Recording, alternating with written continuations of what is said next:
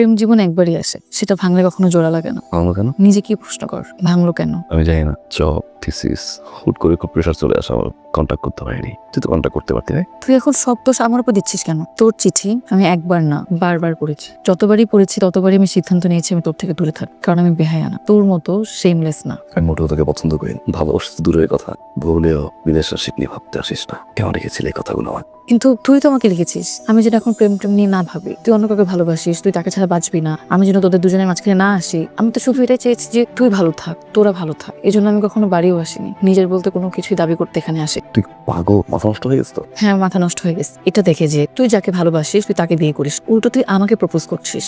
তোর না আসলে ক্যারেক্টারের সমস্যা আছে। তোর জন্য কিনেছিলাম, রাইট? তুই যাকে ভালোবাসিস তুই তাকে এটা গিফট, আমাকে গিফট করছিস কেন? সবাই তো আমাকে দোষছে, আমি নাকি তোকে পটিয়ে দামি জিনিস উপহার নিচ্ছি। পরিসম কোথাও ভুল হচ্ছে। খবরদার। ও ফাইন, অ্যাটলিস্ট মায়ের কথা ভাব না প্লিজ। মা পড়ে দিছে, মা দিছেন, প্লিজ প্লিজ। বাড়িতে অনেক মানুষ, আমি চাই না কোনো ঝামেলা হোক। আমি চলে গেলে যদি সবকিছু ঠিকঠাক হয়ে যায় তাহলে আমি চলে যাচ্ছি। তুই কেন যাবি? বাড়িটা তো তোর। একেবারে থাকলে সঙ্গে সঙ্গে দেখা হবে, তাই তো কষ্ট লাগবে। আমি চাই না তুই কোনোভাবেই কষ্ট পা।